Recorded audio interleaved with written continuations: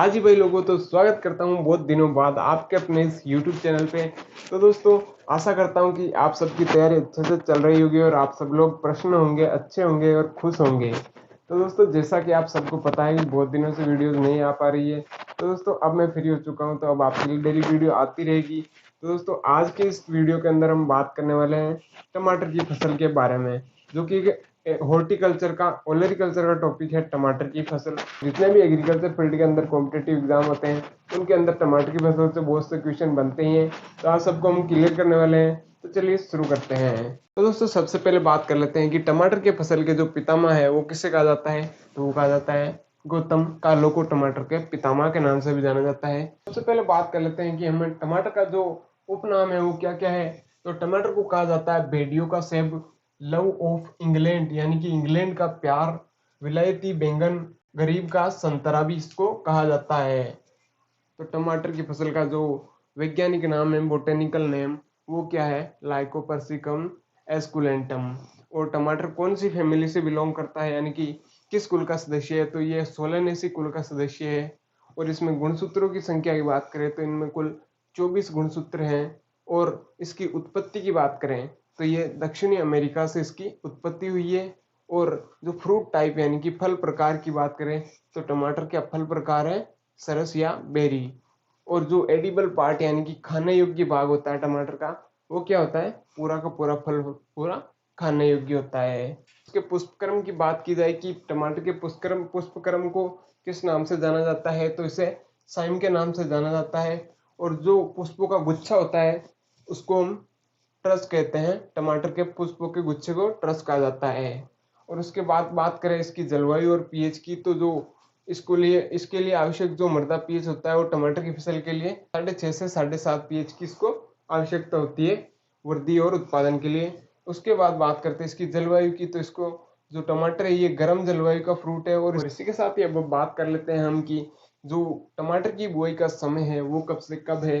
तो टमाटर की बुआई का हम फरवरी से मार्च तक भी कर सकते हैं, जून जुलाई में भी करते हैं और अक्टूबर नवंबर में भी करते हैं।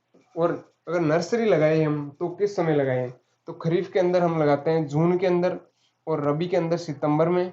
और जो ग्रीष्म ऋतु आती है उसके अंदर जो अलग से बुआई की जाती है वो दिसंबर से जनवरी के अंदर टमाटर की फसल की नर्सरी लगाते हैं। उसके बाद हम बात कर लेते हैं हम कि परागण जो इसके अंदर होता है वो पोलिनेशन वो किस प्रकार का होता है।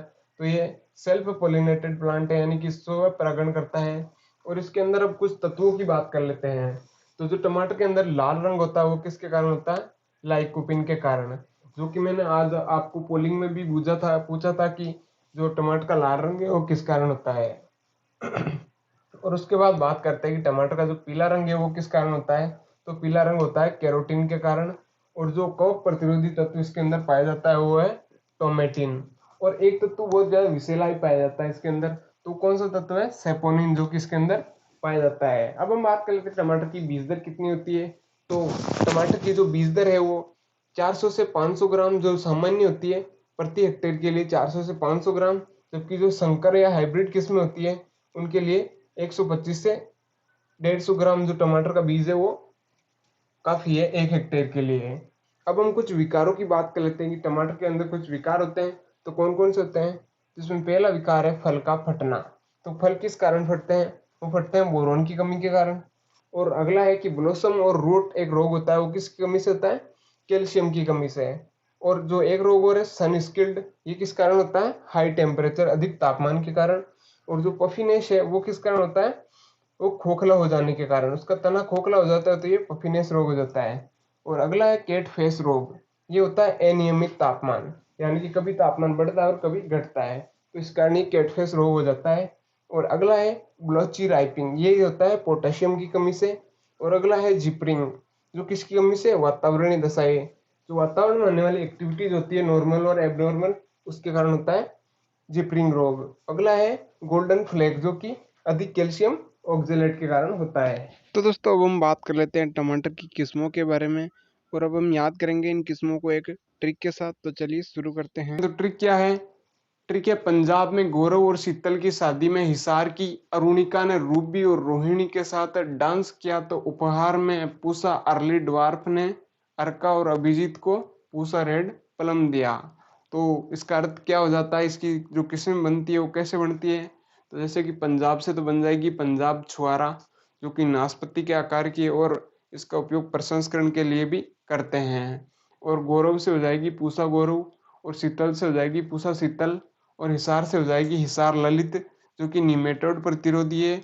और हिसार ललित, और एक हो जाएगी हिसार लालिमा, और अरुणिका से हो जाएगी हिसार अरुणिका, और रूबी से हो जाएगी पूसा रूबी, और रोहिणी से हो जाएगी पूसा रोहिणी, जो कि सर्वाधिक लाइकोपिन वाली किस्म है। और उपहार से हो जाएगी पूसा उपहार, और उसके बाद में पूसा अर्ली ड्वार्फ से हो जाएगी पूसा अर्ली ड्वार्फ। और अर्का से हो जाएगी अर्का रक्षक, अर्का सम्राट, अर्का रक्षक, अर्का सम्राट, अर्का विकास, अर्का मेघाली, और अर्का वरदान। और अभिजीत से हो जाएगी अर्का अभिजीत, और पूसा रेड प्लम से हो जाएगी पूसा रेड प्लम, जो कि विटामिन सी की सर्वाधिक मात्रा इसके अंदर पाई जाती है। और अन्य किस्में निम्न है, जैसे कि जैव प्रौद्योगिकी से निर्मित पहली किस्म कौन सी है? तो वो है फ्लेवर सेवर। और बीज रहित किस्म कौन सी है? तो वो है सेवेरियन। और जो ट्रेवलर है वो है रंगहीन फल वाली किस्म है ट्रेवलर। और जो भारत में पहली निमेटोड प्रतिरोधी किस्म है वो कौन सी है? सिलेक्शन 120। और जो उत्परिवर्तित किस्म है वो कौन सी है? सिलेक्शन 12। और अन्य किस्मों की बात करें तो वो है tip top, Roma, money maker, best for all, firewall, और लॉन्ग कीपर। और अब कुछ कंफ्यूजन वाली किस्म की बात करें तो कंफ्यूजन वाली किस्म है पूसा गौरव, जो कि किसकी है? टमाटर की किस्म। जबकि अर्का गौरव किसकी है? शिमला मिर्च की किस्म है। टमाटर का जो प्रमुख कीट है वो है फलछेदक कीट, यानी कि हेलिकोवर्पा आर्मीजेरा कीट है, जो कि टमाटर का मुख्य कीट है, फलछेदक कीट है। और ये इसकी प्रतिरोधी किस्म है जो वो है पार्कर किस्म, जो कि इसकी प्रतिरोधी किस्म है। और अब हम बात कर लेते हैं रोगों की। तो टमाटर के अंदर जो रोग लगते हैं उसमें पहला रोग है लीफ कर्ल रोग, यानी कि पर्ण कुंचन रोग, जो कि एक वायरस द्वारा फैलता है। और जो इसका वाहक कौन होता है वो है सफेद मक्खी, इसका वाहक है। तो अगला रोग है मोजेक रोग, जो भी वायरस की वजह से ही फैलता है, और जिसका वाहक है वो होता है एफिड, इसका वाहक है। अगला रोग है धब्बेदार पत्ती रोग। तो ये रोग भी वायरस के द्वारा ही होता है। तो उस वायरस का जो वाहक होता है वो ही थ्रिप्स होता है। अब बात कर लेते हैं तुड़ाई अवस्था की। तो सबसे पहली अवस्था आती है तोड़ने के लिए हरी अवस्था।